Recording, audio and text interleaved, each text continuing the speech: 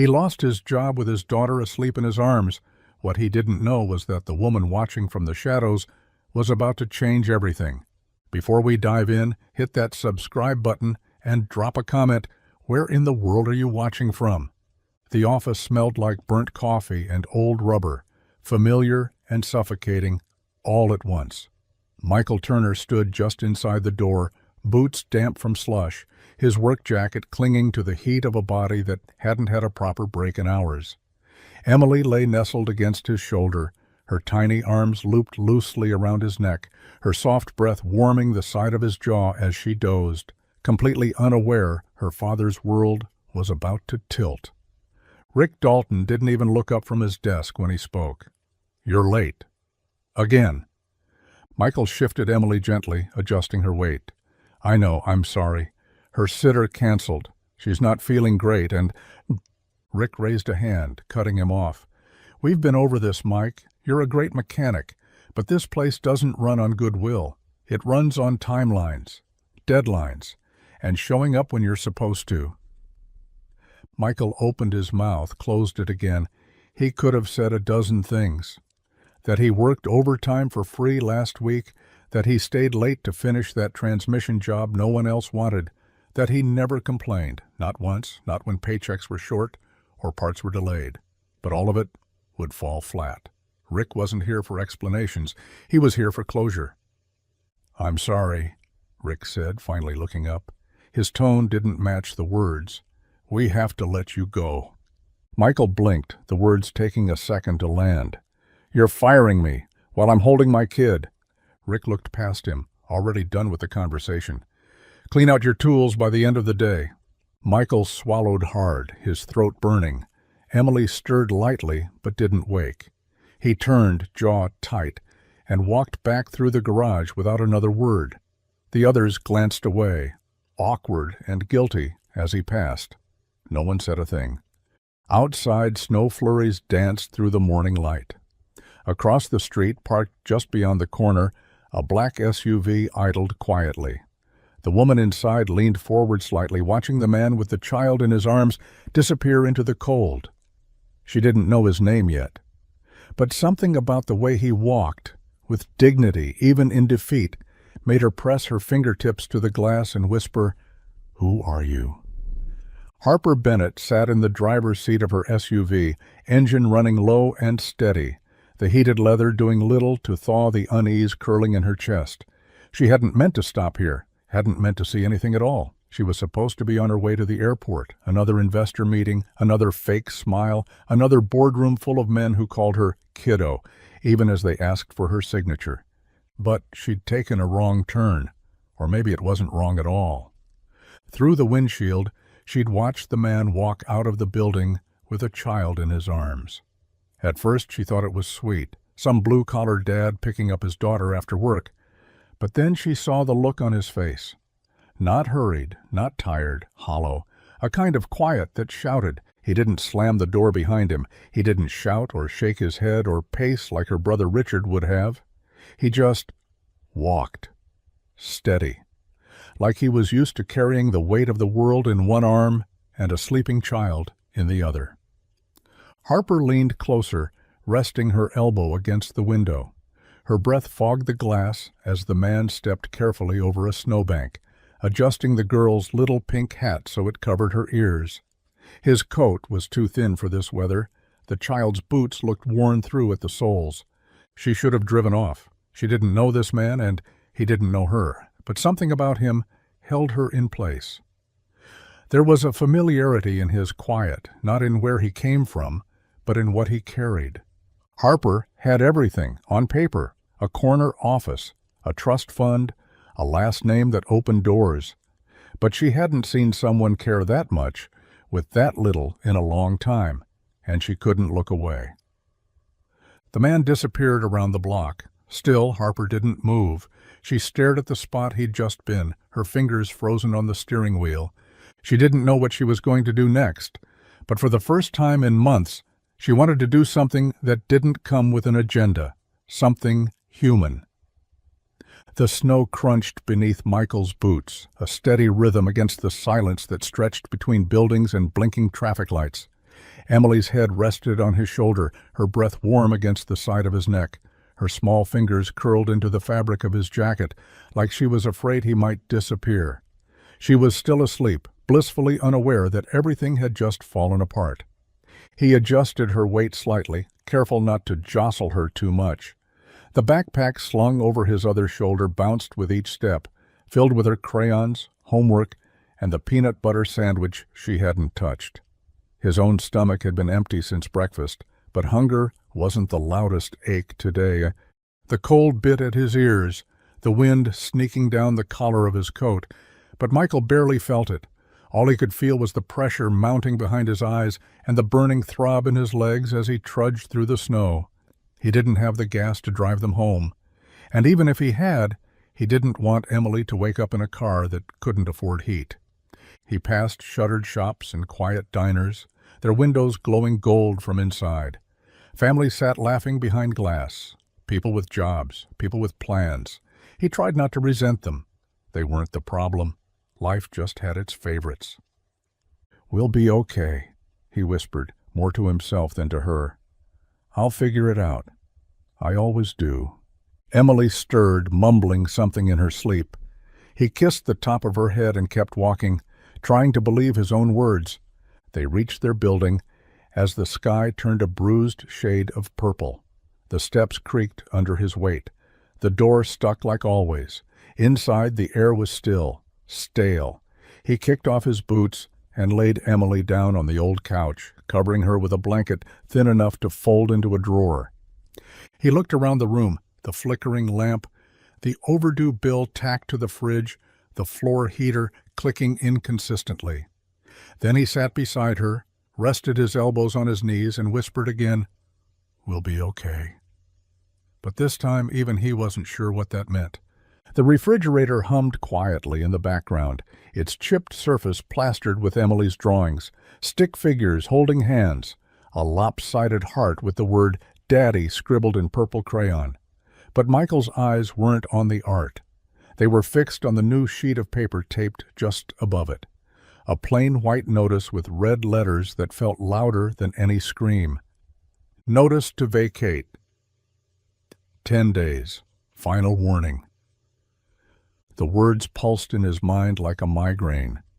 He didn't need to read the fine print. He already knew what it said. Missed rent. Repeated extensions. The landlord's sympathy had finally worn thin, and now the clock was ticking. Michael rubbed a hand down his face, the stubble scraping against his palm. 10 days. 10 days to find a new job, pay back rent, and somehow convince someone, anyone, that he was still worth betting on. All while making sure Emily had clean clothes, food on her plate, and no idea that the world under her feet was crumbling. Behind him, Emily's soft breathing rose and fell from the couch. She was still asleep, curled into a worn pillow with her stuffed rabbit tucked beneath her arm. He didn't want her to see it. The paper, the fear behind his eyes, the weight in his shoulders. She believed in magic, in heroes. He wasn't about to ruin that. Michael pulled the paper off the fridge, folding it neatly, like that might make it hurt less. He slid it into the drawer beneath the silverware, right beside the stack of unopened bills and his grandmother's old recipes he never had time to cook. He opened the fridge, half out of habit, half out of hope. There was a jug of milk that needed sniffing, 3 eggs, and the last corner of a grilled cheese Emily hadn't finished. He closed the door without taking anything. Tomorrow he'd start again, call every shop in town, offer to fix things for cheap, knock on doors if he had to. But tonight he just sat at the kitchen table staring at nothing, listening to the soft whir of the fridge and the steady breath of the one thing he couldn't afford to lose. Morning sunlight crept through the crooked blinds, casting long stripes across the floor, where Emily sat cross-legged with construction paper, glue, and a serious look on her face. Michael rubbed his eyes as he shuffled into the living room, still groggy from a night of worry and no sleep. He expected the usual, cartoons, cereal, mismatched socks, but today his daughter had a mission. "Don't look," she squeaked when she saw him. "It's not ready yet." Michael raised his hands in surrender, managing a tired smile. All right, I'm not looking." He made coffee, black and bitter, and sat quietly at the edge of the couch while Emily huddled over her project, tongue poking out in concentration. Scraps of bright paper littered the floor around her, and a plastic jar, the kind that once held peanut butter pretzels, sat in the center of it all. Finally, she stood, eyes wide with excitement, and presented the jar like it held treasure. "This," she announced, "is your job jar." Michael blinked. "My what?" She grinned. "I made it for you. Whenever you feel sad or like you don't know what to do next, you pull a job from the jar. There's a bunch, and one of them is bound to work." He reached for it gently, the plastic crinkling in his hands. Inside were dozens of folded notes, scribbled in crayon and marker, each labeled in her careful, uneven handwriting. Race car mechanic, ice cream truck driver, dinosaur bone digger, superhero. Michael laughed, a real one, low and surprised. "These are pretty impressive resumes." Emily beamed. "Someone out there must want you, Daddy. You're too good not to hire." His throat tightened. He wasn't sure if it was the words or the way she'd said them. So certain, so matter of fact, like the world just hadn't caught up to how great her dad was yet. He pulled one slip at random. "Rocket fixer." "Well," he said, ruffling her hair, "guess I better brush up on my spaceship repair skills." Emily giggled and hugged him tight, her little arms wrapped around his neck. And for the first time in days, Michael felt like maybe, just maybe, he wasn't completely out of options.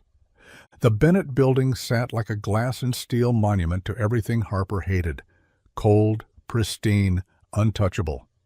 The elevator chimed as she stepped out onto the executive floor, heels silent against the polished marble. She didn't knock. She never did. Richard's assistant barely glanced up as she breezed past his desk and pushed open the office door. Richard Bennett sat behind his oversized desk, scrolling through something on his tablet, eyebrows knit in the way they always were when numbers didn't do what he wanted. He didn't look up. "If this is about the annual board dinner, I already told Mom I'm not inviting your flavor of the month," he muttered. "This isn't about dinner," Harper said coolly, arms crossed. That made him pause. He looked up, suspicious. "Then what is it?" "Michael Turner." Richard blinked once, twice. "Who?" "The mechanic. You fired him yesterday." He leaned back in his chair, sighing. Oh, him. Yeah, chronic lateness, always an excuse. Brought his kid to work half the time. Nice guy, but unreliable. You know how this works, Harper. Her jaw tightened. "I know how you work. But did you even stop to think that maybe he was doing the best he could with what he had?" Richard snorted. "That man is a walking liability. You think we can afford to babysit mechanics with sob stories? We run a business, not a shelter." Harper stepped forward. "No, you run a business. I fund it. And I'm telling you, people like Michael, they're the ones holding this company together, the ones doing the actual work." He rolled his eyes. "And what, you want to rehire him out of pity? Write a press release about how we're the charity arm of Bennett Auto?" "No," she said quietly. "I just think you fired someone worth more than you realize." Richard stood, grabbing his blazer. "Look, Harper, if you want to run your foundation, run it. But don't come storming into my office lecturing me about some grease monkey you saw on your way to brunch." She stared at him, eyes steady. "Maybe if you spent more time with people who get grease under their nails, you wouldn't be so damn heartless." He didn't respond, and Harper didn't wait for one. She turned and left, fire simmering in her chest.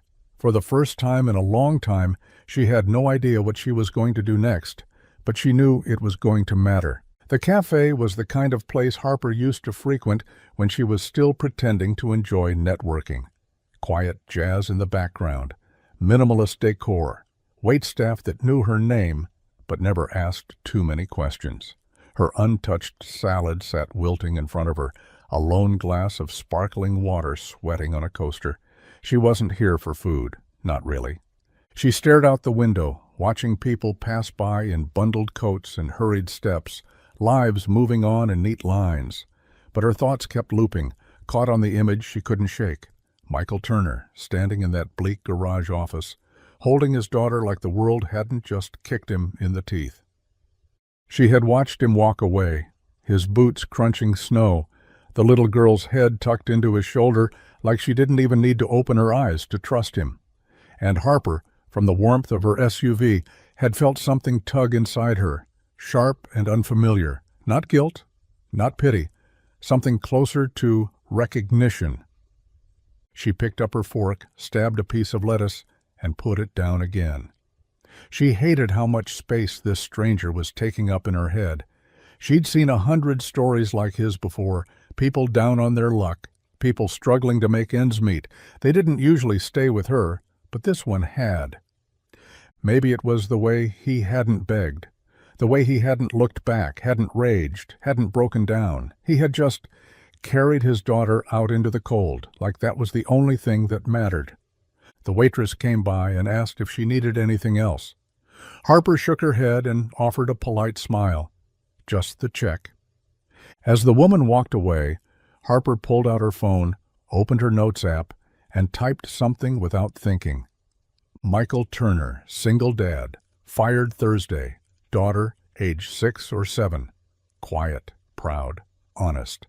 She stared at the words for a long time. Then she added one more line. Why can't I forget him? The wind cut sharper that morning, slicing through Harper's wool coat despite the scarf wrapped tightly at her neck. She parked across the street from the garage again. Different spot, same view. This time she didn't pretend it was an accident. She'd told herself it was just curiosity, that she was only passing through, but her GPS hadn't glitched. Her car didn't stall, and this wasn't a detour, it was a decision. The garage looked quieter than before. Half the bays were closed and the office lights flickered as if on their last breath. A folding sign out front read, "Repairs 20 and up, ask for Mike." It looked like desperation written in marker. She watched for a moment, hands tucked in her coat pockets. Then the office door creaked open, and there he was, Michael, in the same threadbare jacket, hands stained with grease, a wrench hanging from his back pocket. He knelt beside a rusted sedan, tightening something beneath the wheel. And then he smiled, just slightly, as a little boy handed him a juice box from the curb. Emily wasn't with him this time, but Harper could still feel the echo of that first moment.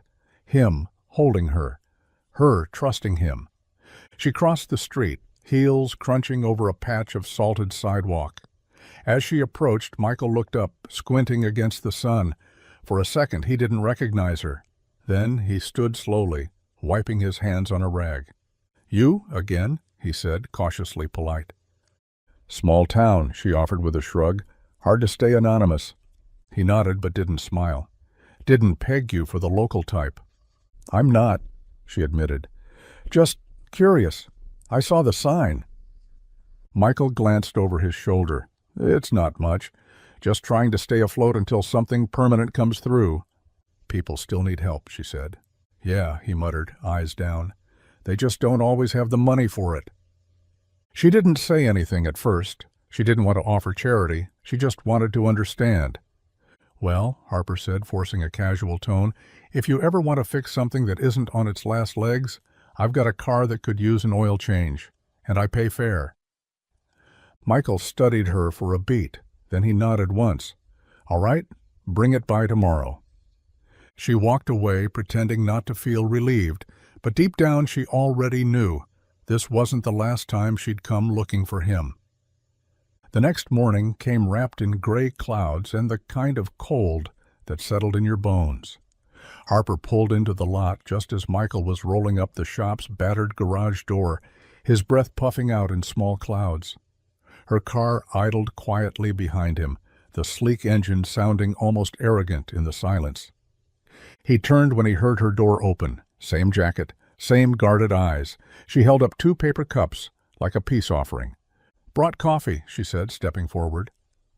Michael hesitated. His eyes flicked from the cups to her face, then back again. "You didn't have to." "I know," she said softly, "but I did." Still, he didn't reach for one. Harper kept her smile steady. even as she lowered the cups. Thought it might warm your hands, or your day, or something. He gave a small shake of his head, not dismissive, just unsure. Look, I appreciate it, really, but I don't know what this is. She paused. It's coffee. No, he said gently. It's more than that. You keep showing up, asking questions, offering things. People don't do that unless they want something. Harper felt the truth of his words settle between them. He wasn't being rude. He was being real. Life had trained him to expect a catch, and maybe, deep down, she didn't blame him. I don't want anything, she said finally. I just saw you that day, and something about it stuck. Michael looked away, pretending to check a wrench on the workbench. Lots of people see things. Most just drive by. I didn't, she said. A beat passed, then he turned back to her. You should go before that coffee gets cold. Harper nodded, swallowing the urge to say more. She set one cup down on the bench near him and turned to leave. As she walked away, she didn't hear him pick it up, but she didn't hear him throw it out either. And for now, that was enough. The apartment was quiet except for the ticking of an old clock on the wall and the occasional groan from the pipes. Emily was asleep, her small body bundled beneath a tower of mismatched blankets, one leg kicked out like she owned the whole mattress. Michael stood over the stove, reheating soup from a can he didn't remember buying, the label half peeled and scorched at the edge. Outside, winter pressed harder against the windows, and just below them, the sound of coughing echoed faintly through the thin drywall. Mrs. Patel lived in the unit below, widowed, 72, and too proud to ask for help. But Michael had noticed her light flickering all night, the faint scent of something burning in the hallway. That's why, instead of eating, he packed up his tools. The heater in her apartment hissed like an angry cat, barely working, long overdue for a replacement. She had insisted she'd called someone, but Michael knew better. So he crouched in front of it, fingers numb, tightening bolts and adjusting lines, while she made him weak tea and talked about her late husband's love for jazz. You're always fixing something, she said softly, watching him from her recliner. But when's the last time someone fixed anything for you? Michael didn't look up. I don't need fixing. Mrs. Patel just nodded slowly, like someone who'd stopped arguing with men a long time ago. It took an hour to get the heat running, another to make sure it would stay that way. When he finally stood, his back ached and his hands were black with soot. But the vents rattled with a new kind of life. Warm air spilled into the room. Mrs. Patel smiled with glassy eyes. He wouldn't take her money. He never did. Back upstairs, he stood for a long moment in the kitchen, staring at the cooling soup. The house was quiet again, the world still heavy. He opened the fridge, shoved the bowl inside, and sat at the table in the dark. Michael Turner could fix cars, heaters, fences, engines, and everything in between. But when it came to himself, he didn't even know where to begin. Emily's 7th birthday arrived with gray skies and wind that rattled the window panes. The kind of day that made you want to stay under the covers and forget the world outside. But she was up early, feet padding against the cold floor, wearing the same hand-me-down birthday dress from last year, now shorter at the sleeves.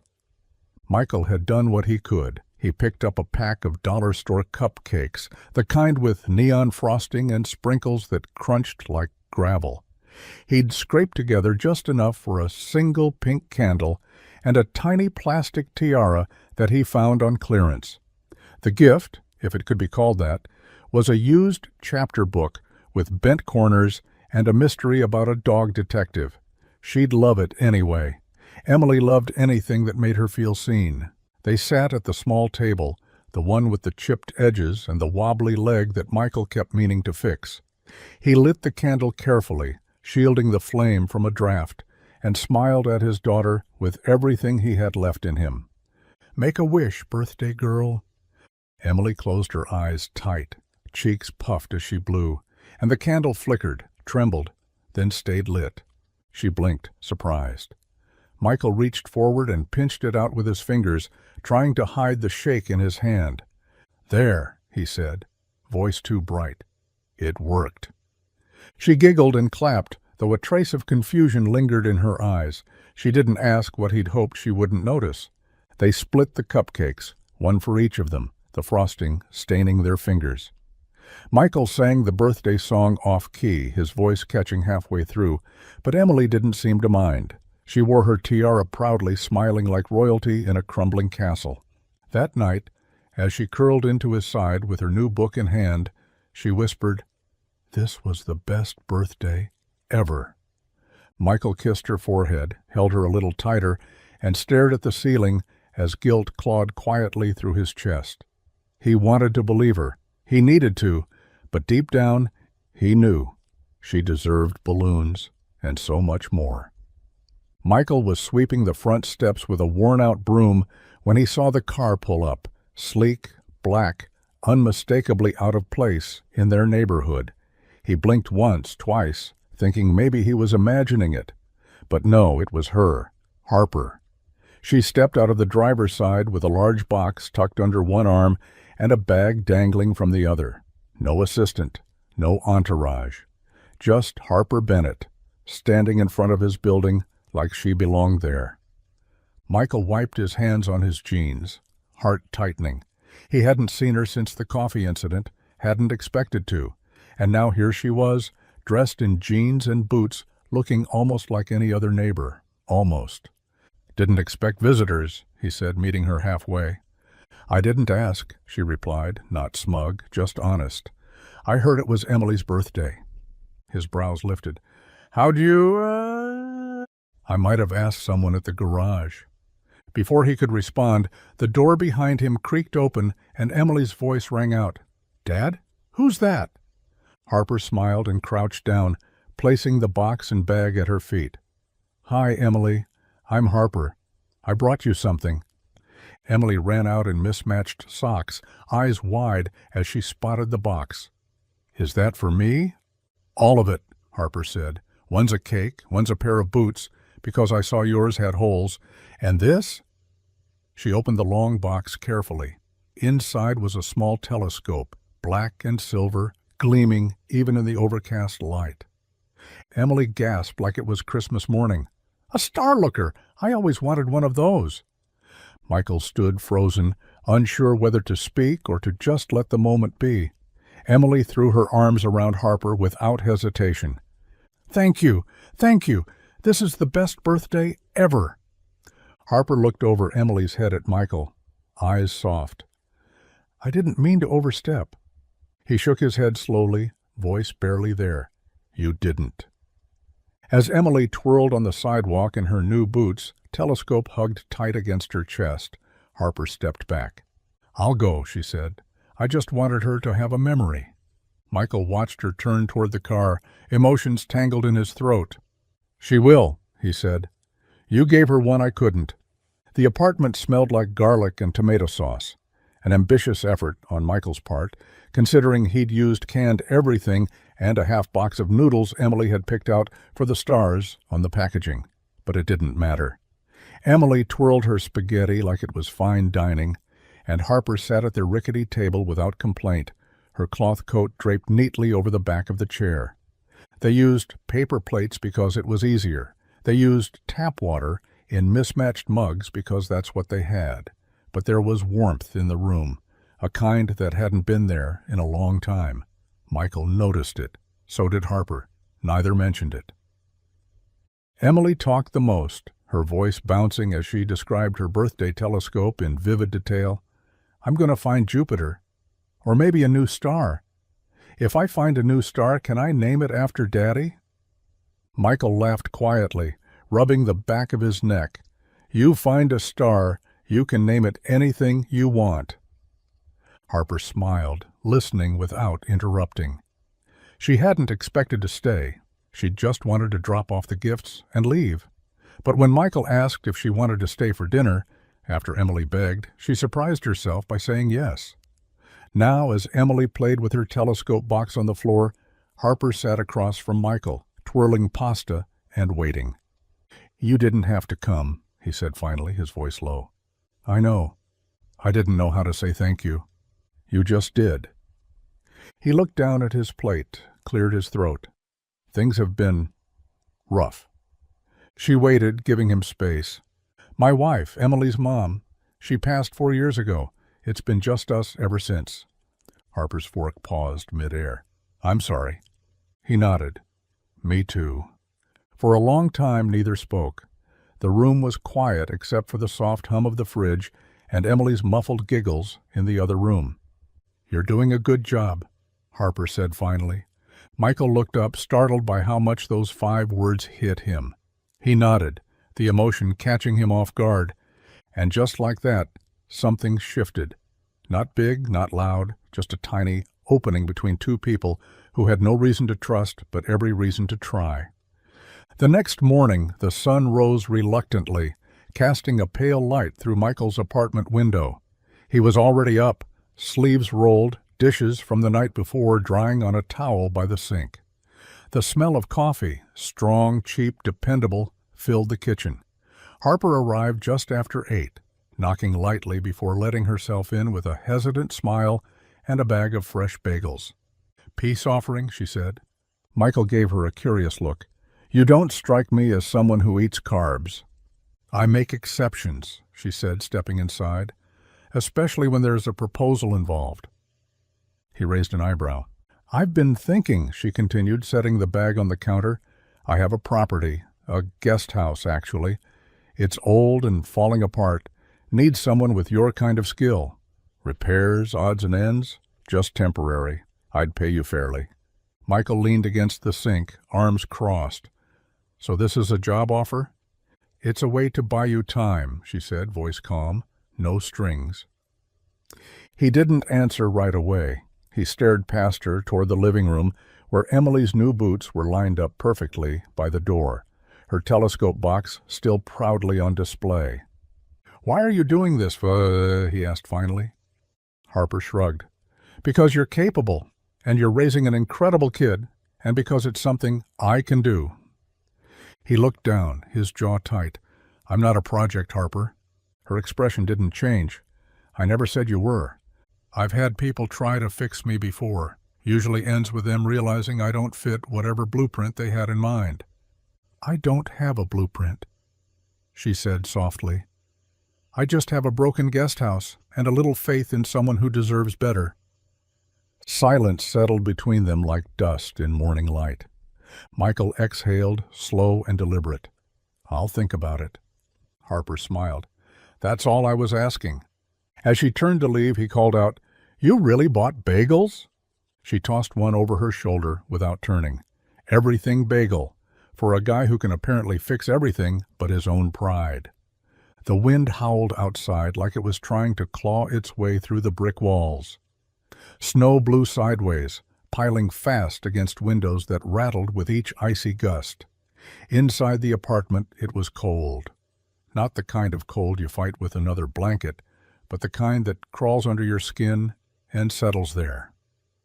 Michael stood in front of the wall heater, flipping the switch back and forth, like that might make it remember how to work. Nothing. Just a low, sputtering hiss and the faint smell of burned dust. He opened the panel, jiggled wires, muttered something under his breath, but the old machine was done. It had been limping through winter on borrowed time. And tonight, it finally gave out. Emily was asleep on the couch under 3 blankets, her nose peeking out, her breath shallow. Her cheeks were pale, too pale. A soft cough escaped her lips, followed by another. Michael felt a chill deeper than the cold. He crouched beside her, brushing a hand across her forehead. She was warm, but not the good kind. He looked at the heater again, then at the window, where snowflakes swirled like static. Outside, everything was white, impassable. Inside, everything was silent, except for her cough. His phone sat on the counter, screen dark. A single name near the top of the recent calls list, Harper. He stared at it, swore under his breath. He didn't want to call her, didn't want to ask for help. But Emily coughed again, a dry, cracking sound that made his chest tighten. Michael picked up the phone. His thumb hovered. Then he tapped the screen. It rang once, twice. "Hello?" Her voice sharp with surprise but laced with concern. "It's me," he said, voice low. "I wouldn't ask unless I had to." "What happened?" "The heat's out, and the storm's only getting worse. Emily's not feeling great. I don't know what else to do." She didn't hesitate. "Pack a bag. I'm already on my way." Michael closed his eyes for a beat. Pride tasted bitter, but his daughter's safety was louder than his ego. He turned to Emily, wrapped her tighter, and whispered, "Help's coming, sweetheart. Just hold on." The driveway crunched under Harper's tires as her SUV pulled up to the main house, headlights cutting through the swirling snow. She jumped out before the engine stopped humming, coat flaring behind her, boots sinking ankle-deep into powder. The wind whipped at her face, but she didn't care. By the time she reached the guest house, its porch light glowing dimly through the storm, Michael was already there. Emily bundled in his arms beneath 3 layers of blankets. Harper swung open the door before he could knock. No hesitation, no questions, just a space that was ready for them. "Get inside," she said. "It's warm." Michael stepped through, careful not to jostle Emily, who stirred slightly at the change in temperature. The guest house wasn't extravagant. 1 main room, a small kitchen, and a lofted bedroom, but it had heat, real heat, the kind that melted fingertips and cleared foggy breath. A fire crackled in the old brick hearth, casting flickering shadows across the wood-paneled walls. Michael lowered Emily onto the couch closest to the flames. She stretched slightly and murmured, "It's the warmest place ever," before slipping back into sleep.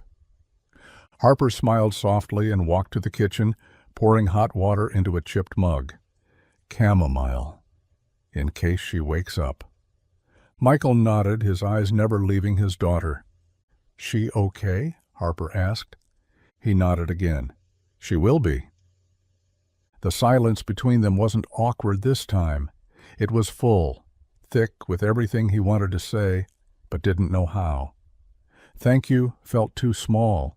So he just stood there, watching the fire, his hands still trembling from the cold and something else he couldn't name. Harper leaned against the counter, arms crossed. This place needed life. It was just sitting here waiting for a reason. Michael looked at her, his voice quiet. "You didn't have to do this." "I know." He sat beside Emily, adjusting her blanket, and stared at the flames for a long time. And though the storm still howled outside, the room held a warmth that went deeper than fire. He didn't say thank you. He didn't have to.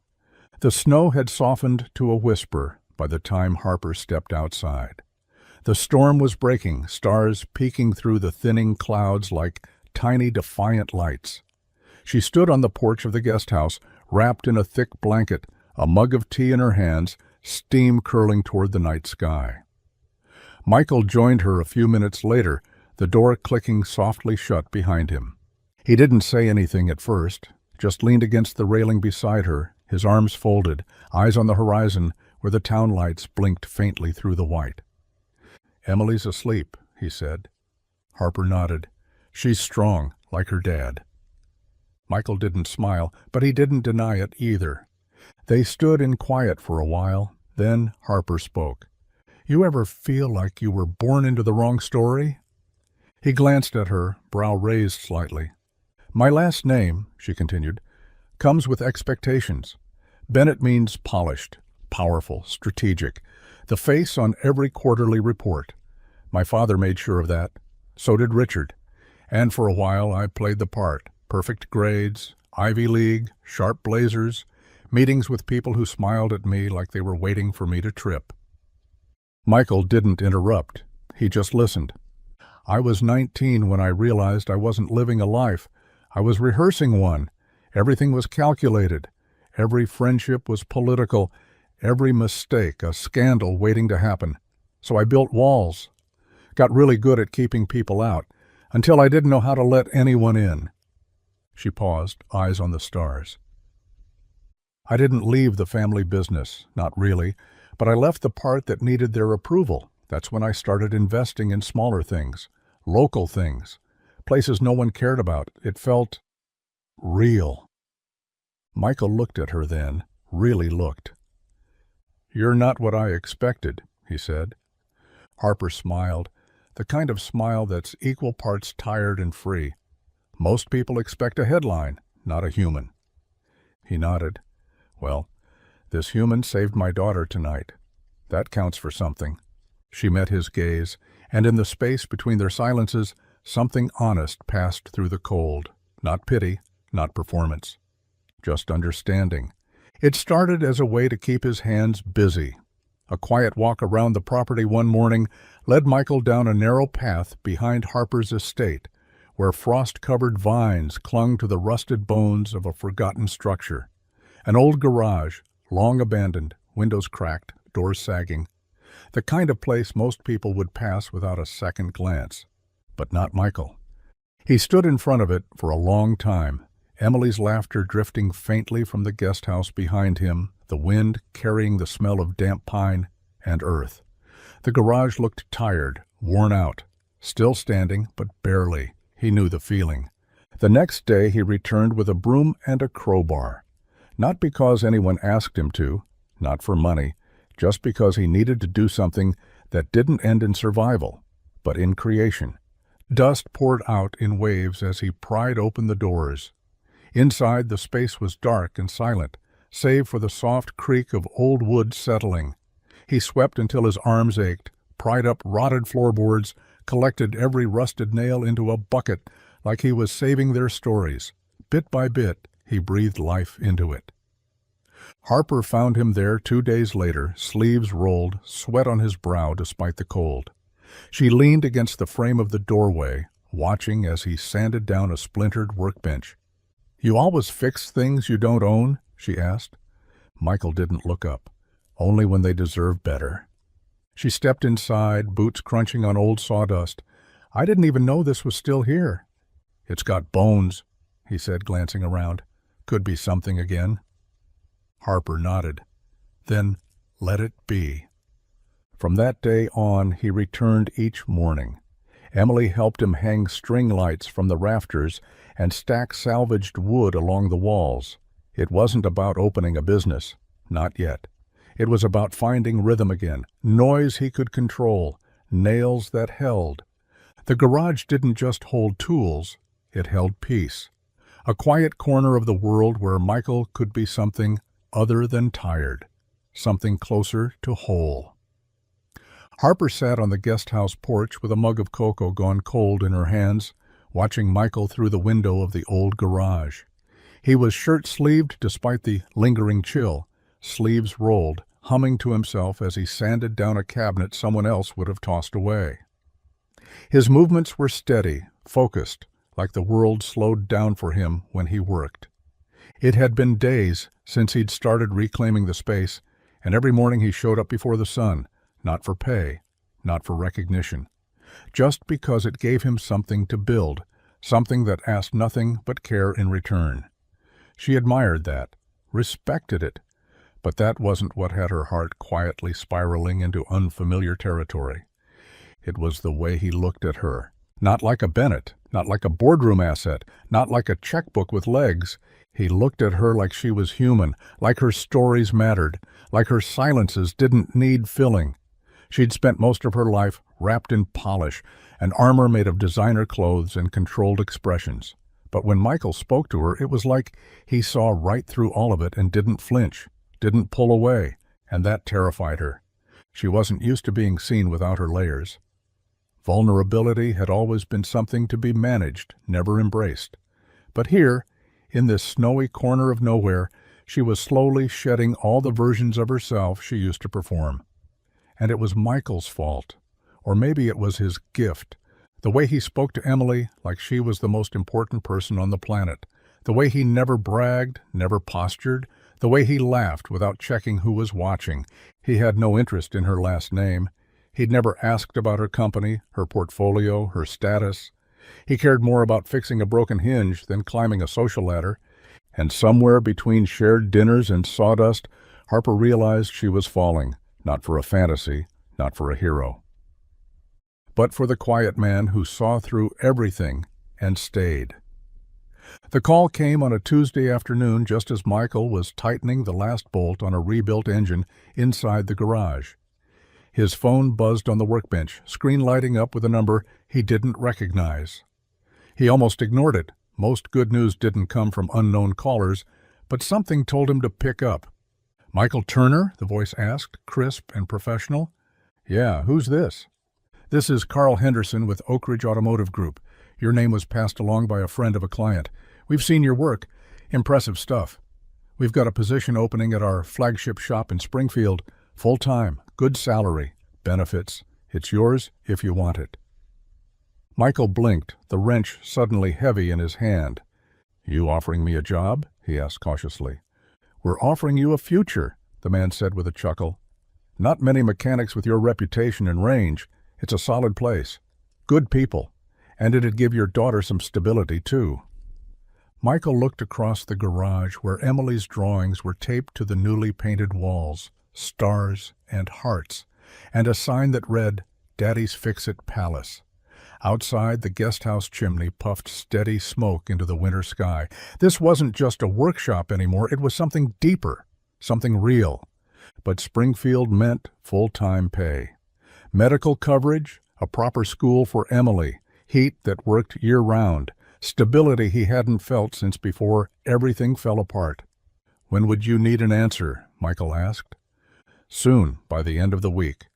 We can set up a visit if you'd like, but honestly, we're ready to move forward, if you are." After he hung up, he sat in the middle of the garage on an overturned crate, the phone still warm in his palm. This was what he'd been hoping for, wasn't it? A lifeline, a way out. But it didn't feel like relief.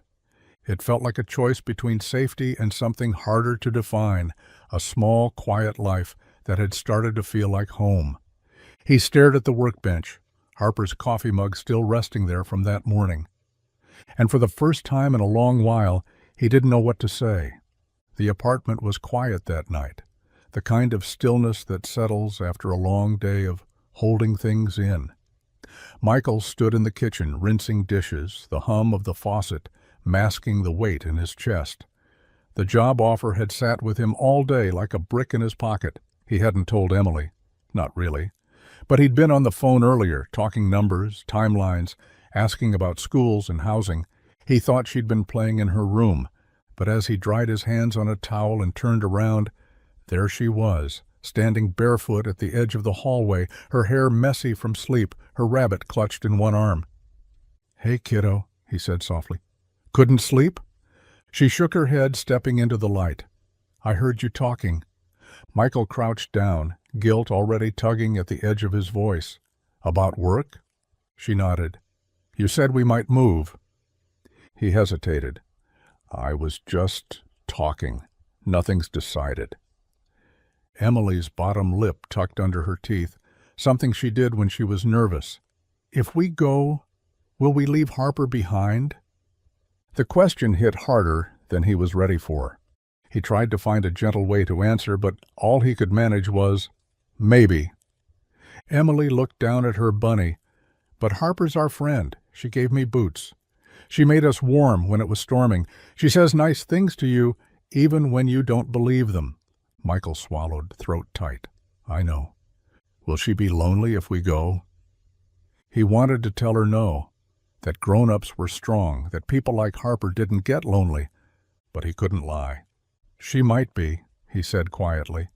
Emily stepped forward, her small hand wrapping around his. "Then maybe we should stay. You always say we don't leave people who help us." Michael pulled her into his arms, holding her close, his eyes stinging. She was 7. But somehow she always knew the things he was still trying to figure out. And that night, as she drifted off in his lap, her breathing slow and steady, he sat staring out the window at the guest house light still glowing in the distance, wondering what it meant to choose something that wasn't just safe, but right. The morning was quiet, the kind of calm that follows a heavy night. Michael stepped into the garage just after sunrise, the air crisp, the ground dusted with fresh snow. The lights he and Emily had strung along the rafters flickered to life as he flipped the switch, casting a soft amber glow over the space that had slowly become more than just walls and tools. It had become a place to breathe. He rubbed his hands together, ready to start patching the back corner wall. But something was different. There, sitting squarely on the center of the workbench, was a box he hadn't left there. A deep mahogany toolbox, polished smooth, with brass corners and a weight to it that spoke of intention. He approached slowly, his boots crunching over stray wood shavings, heart beginning to thump in that careful way it did when the world gave him something too good to trust right away. He ran his fingers across the lid before spotting the engraving burned into the top. "For the man who repairs what others throw away." His hand froze. The words hit deeper than any compliment ever had, because they saw him, not just the mechanic but the man beneath, the one who had stitched together a life with scrap and stubbornness, the one who refused to give up on broken things even when it would have been easier. Inside, every tool gleamed, new, professional, chosen, a full set, wrenches, ratchets, screwdrivers with wooden handles, even a small silver tag tucked in one corner, reading simply, "Build whatever matters." He knew who had left it. Harper's handwriting was on the tag. Her silence was in the gesture. He didn't need to call her. He didn't need to ask why. The gift said everything. Michael stood there for a long while, hands resting on the box, something heavy and grateful swelling in his chest. It wasn't about the tools. It was about being seen and not walked away from. And for the first time in years, he let the warmth settle in without trying to explain it away. The snow was falling softly, blanketing the woods behind the estate in quiet wonder. The air smelled clean, like pine and sky. And their footsteps crunched lightly along the narrow trail that wound past the frozen creek. Michael walked beside Harper, hands shoved into his coat pockets, breath fogging the air between them. Emily was back at the guest house, curled up with a book and a cup of cocoa. She'd practically pushed them out the door with a mischievous grin, insisting they go get some fresh air together. Michael hadn't argued. Now, in the hush of the woods, it was just them. No tools, no expectations, just the cold and the truth that had been building between them like pressure behind glass. "I have to tell you something," Harper said suddenly, her voice tight with nerves. Michael stopped, turning to face her. "Okay." She hesitated, brushing snow from her coat sleeve, like that would help her find the words. "I knew who you were, that day at the garage, the day you got fired. I was already there, watching." Michael didn't speak. His expression didn't shift, just steady, waiting. "I'd heard your name before," she continued. From Richard. He called you unreliable, said you were always dragging your kid around, always full of excuses. He made you sound like a burden." Michael's jaw flexed, but still, he said nothing. "I didn't believe him," she said, softer now. "But I didn't step in either. I just watched. And when I saw you carry Emily out, when I saw how you didn't argue or beg, I knew he was wrong. I knew you were different, and I should have told you sooner." The silence that followed was thick with winter and fear. "I didn't help you to fix anything," Harper said. "I helped because I saw someone worth standing beside. I just didn't know how to say that." Michael took a breath, then another. He didn't walk away. He reached out instead, brushing a snowflake from her hair with the gentlest touch. "You saw me," he said simply. "That's more than most people ever did." Harper looked up at him, eyes shining, lips parting to respond, only to find she couldn't speak. She didn't need to, because he leaned in, not fast, not sudden, just close enough that the cold disappeared, and for the first time in a long time, neither of them felt alone.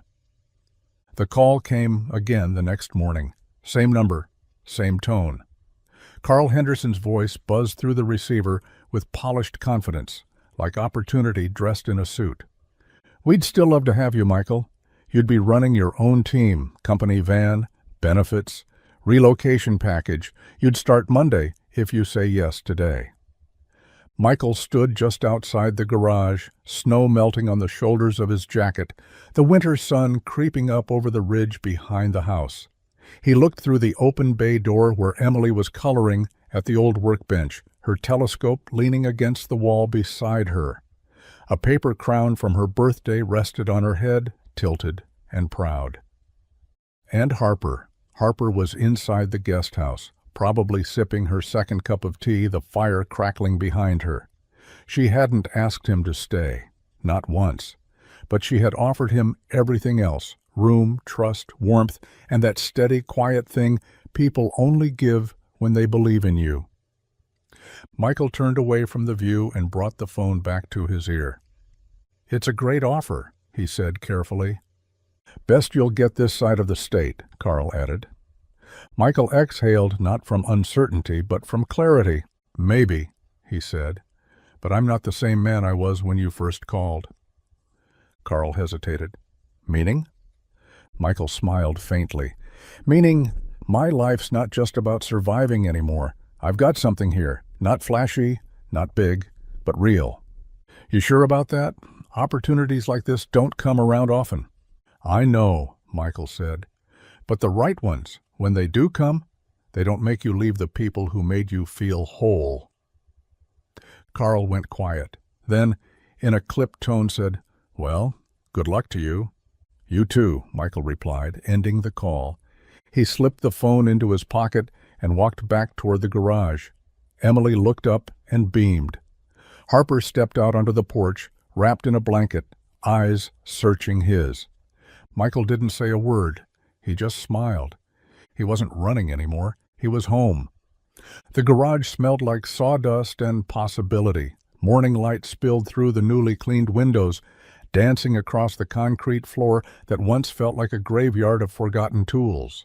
Now the space was buzzing, quietly at first, but enough to feel alive. Michael stood at the workbench, guiding a young woman through how to change the brake pads on an old sedan. Her hands shook at first, uncertain, but he was patient, steady, just like someone had once been with him. In the corner, a father practiced soldering wires for a basic electrical circuit, pausing every few minutes to check on the toddler strapped into a stroller beside him. At another table, a teenage girl leaned over a small engine, her brow furrowed in concentration as Emily offered her encouraging tips she'd picked up from her dad. It wasn't a business anymore. It was something better, a place where people came not just to fix things, but to rebuild themselves. Harper had been the first to say it out loud. "You don't just need a shop," she'd told him one night over dinner, her voice calm, eyes lit with certainty. "This town needs a space where people like you can teach people like them a real second chance, and I want to help you build it." At first, Michael resisted. He didn't want to be anyone's charity project. But Harper had never once treated him like a cause. She believed in him, trusted him, and now that belief was painted across every wall of the garage that had once been forgotten. She helped fund the tools, the benches, the classroom kits. She did it quietly, without fanfare. When people asked how it started, Michael always said the same thing: "Someone saw something in me before I remembered how to see it in myself." Now the sign above the garage door read, "Turner Trades, built on grit, shared with grace." And every time Michael stepped inside, he didn't see a mechanic's shop. He saw hope. In every open hand, in every scraped knuckle, and in every person who walked in thinking they were too broken to learn and walked out knowing they could build. The Bennett boardroom hadn't changed. Still marble floors, still the same long gleaming table polished to the point of absurdity, still the same wall of glass overlooking the city like it belonged to them. Harper walked in with quiet confidence, dressed in slate gray slacks and a soft navy blouse, not power clothes, purpose clothes. The room quieted when she entered. Her brother Richard, seated at the head of the table, blinked once, clearly surprised. He stood smoothing his tie like it mattered. "Well, look who decided to remember where she came from." Harper didn't bite. She simply took the empty seat at the far end and folded her hands in front of her. I'm not here to reclaim anything, she said calmly. I'm here to give something away. That got their attention. Brows lifted, laptops lowered. Richard leaned forward, suspicion creasing his face. What are you talking about? My shares, Harper said. All of them. The room went still. I'm donating them, she continued, to a community trust fund, one that will invest in local trades, single-parent job training programs, small-town development. She looked directly at Richard. Places you all write off as unprofitable. Richard's jaw tightened. That's your inheritance. Your legacy. Harper's voice didn't waver. No, that's your idea of legacy. Mine looks different now. And what exactly are you building instead? He snapped. She smiled, slow and sure. Something that doesn't measure worth in dividends. A few board members exchanged glances, clearly unsure how to respond. One cleared his throat, nervously scribbling on a notepad. You're making a mistake, Richard said, softer now, almost pitying. You're walking away from power. No, she said, standing. I'm walking toward purpose. And with that, she slid the paperwork across the table and left without another word. As the elevator doors closed behind her, Harper felt something she hadn't felt in years. Light, free, unshackled from a name that once told her who to be. She wasn't building a dynasty anymore. She was building people. The living room was a mess of crayons, glitter, and construction paper, Emily's favorite kind of chaos. She sat cross-legged on the floor, her brow furrowed in concentration as she worked on her school project, Draw Your Home and the People Who Live There. Michael watched from the couch, half listening to the news, half lost in thought. The past few weeks had been a blur of sawdust and sunrise, hope and hard work. He hadn't even realized how much had changed until the world started feeling less like something to survive and more like something to build. Harper walked in carrying mugs of cocoa, setting one on the table beside Michael and slipping quietly to the floor next to Emily. Need help? She asked. Nope, Emily said proudly. Almost done. She added one last line with a purple crayon, then held it up for them to see. 3 stick figures, one tall with short, messy hair and a wrench in his hand. One smaller, wearing a crown and holding a star. And the third, a woman with long brown hair, arms stretched around them both. Above them, in crooked bubble letters, one word, home. Michael stared at the paper, something catching in his chest. His throat tightened. He blinked, once, then again. But the lump didn't move. Is that me? Harper asked gently, pointing to the woman.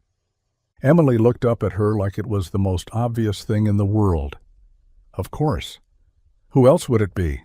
Michael didn't speak, couldn't. He just stared at the drawing, his hand gripping the cocoa mug like it was the only thing tethering him to the moment. Harper's eyes shimmered. She reached out and tucked a strand of hair behind Emily's ear. That's the nicest thing anyone's ever drawn me, she whispered. Emily beamed. Because it's true. Michael finally cleared his throat, voice low. You didn't even ask. Emily shrugged. I didn't have to. And for once, no one tried to fill the silence that followed, because they all knew. That word, home, wasn't about a place anymore. It was about them. The morning was cool, the sky washed in soft gold as the sun crept over the hills. Neighbors had gathered outside the garage, bundled in coats and scarves, their breaths curling into the air like small, hopeful prayers. Emily stood near the front with her handmade camera, 2 toilet paper rolls taped to a cereal box, narrating the scene to anyone who would listen. History's happening today, she declared with the confidence only a 7-year-old could carry. Michael adjusted the ladder one more time, wiping his palms on his jeans. The new sign rested at the top, covered with a large canvas tarp. He glanced toward Harper, who stood beside him, holding a cup of steaming cider, eyes bright but calm. You sure about this? He asked quietly, nodding toward the sign. Harper looked up at him, steady. I've never been more sure of anything in my life. With a nod, Michael climbed the last rung and gave the rope a firm pull. The canvas fell away. Gasps and scattered applause followed as the words came into view, carved into reclaimed wood, each letter painted by hand, simple but strong. Turner and Bennett, trades built on grit, backed by grace. Michael stared at it for a long moment, something warm and full rising in his chest. Not pride exactly, something gentler, like a weight had been lifted and replaced with purpose. Harper stepped closer, her voice soft beside him. "You made the grit. I just helped carry the grace." He smiled. "I never thought I'd see my name on anything that wasn't a bill." "Well," she said, taking his hand, "you're allowed to see more now." The crowd began to drift forward, curious and smiling. Former clients, new students, old friends. The garage wasn't just a shop anymore. It was a place people came to learn, to build, to start again. And now it had two names on the wall, names that once came from opposite worlds, but had found something unshakable in the middle, not just partnership, but belief. The smell of engine oil and sawdust still lingered in the garage as the last of the day's trainees packed up their tools. Michael stood by the workbench, organizing socket wrenches into their newly labeled drawers, when the sleek black town car rolled to a stop out front. The door opened, and out stepped Charles Whitmore, sharp suit, silk scarf, every inch the polished corporate man, the kind of person who wore legacy like cologne. Harper recognized him instantly. "Old family friend," she muttered, her tone unreadable. Whitmore stepped inside like he owned the place, scanning the walls, the floor, the sign above the door. He nodded once, seemingly impressed, before extending a hand to Michael. "Mr. Turner," he said, "we haven't met, but I've heard quite a bit about you."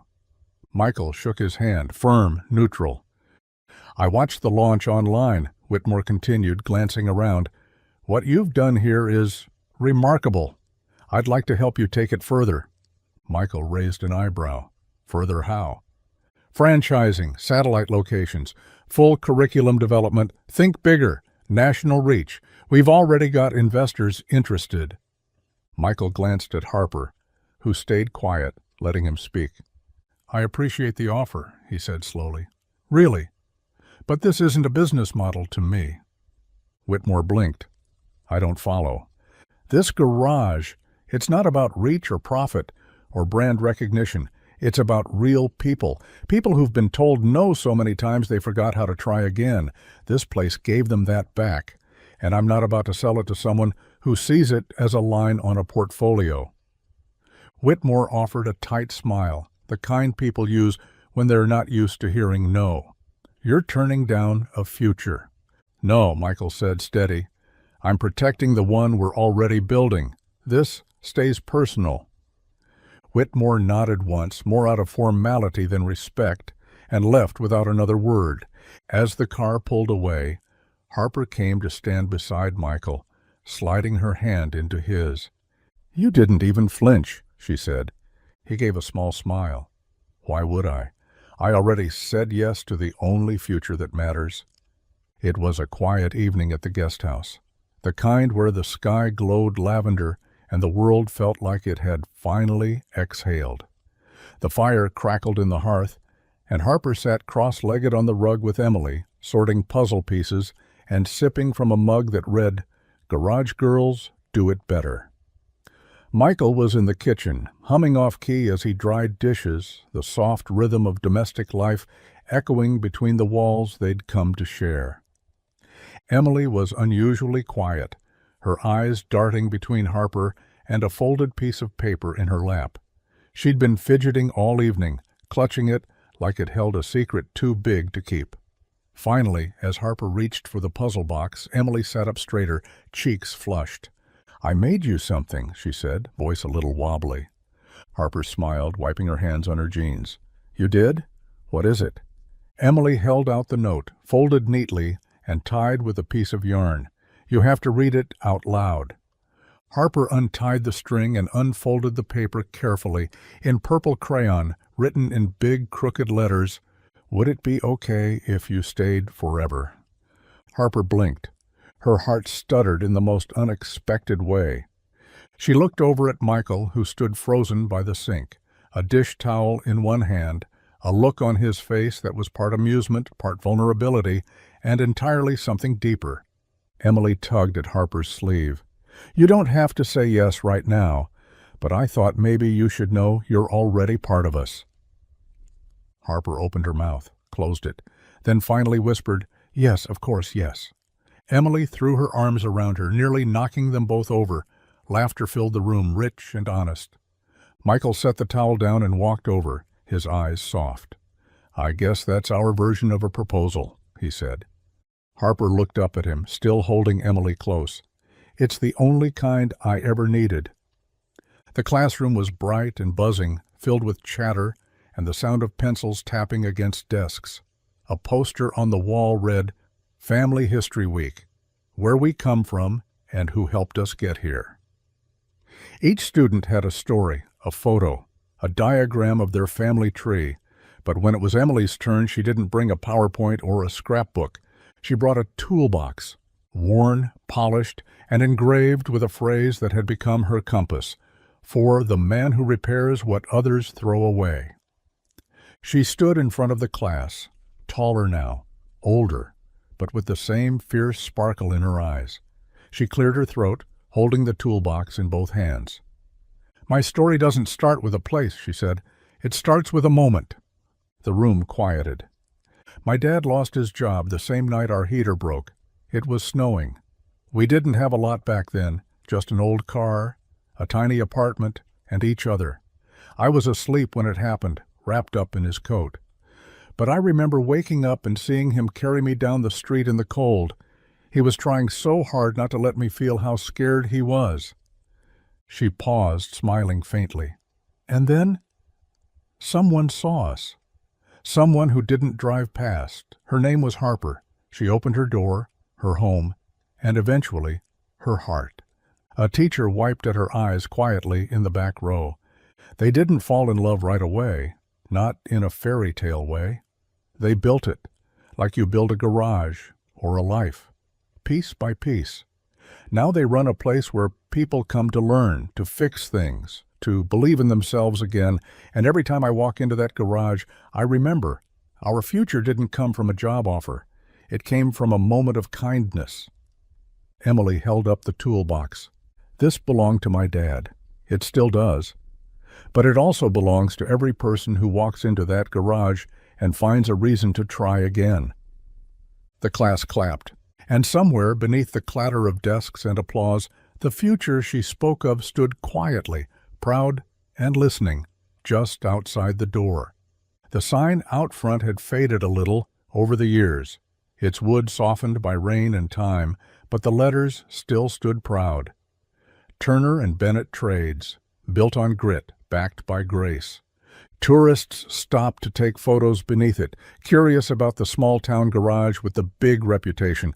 Some came for the story, some came for the training, others came just to say they'd seen the place where second chances weren't just offered, they were expected. Inside, the air smelled of motor oil, coffee, and warm sawdust. Laughter echoed from the back, where a new group of students practiced changing brake pads under Michael's guidance. Emily, now a young woman, stood behind the counter, greeting newcomers with the same easy confidence her father once carried alone. Harper floated between stations, clipboard in hand, checking supplies, offering encouragement, remembering every name. Visitors often asked how it all began. They'd point to the old photo near the entrance, Michael in a worn jacket, Emily perched on his shoulders, Harper beside them, wind in her hair and light in her eyes. Locals always smiled when the question came. They'd look toward the bench outside, the one just beside the garage doors, and say, "It started right there? With a man who lost his job, a sleeping child in his arms, and the woman who saw them and didn't walk away." Some called it luck, others called it fate. But those who knew the full story called it something else. Grace. Because in a world obsessed with success, this place was built on something quieter, something stronger. The courage to show up, the decency to care, the power of a single moment to rewrite everything. And as the garage hummed with life and hope, and the sound of things being fixed, not just machines, but people. It stood as a quiet monument to where it all began. Not in wealth, Not in power, but in a blizzard on the side of the road when someone chose to help without knowing it would change all three of their lives forever.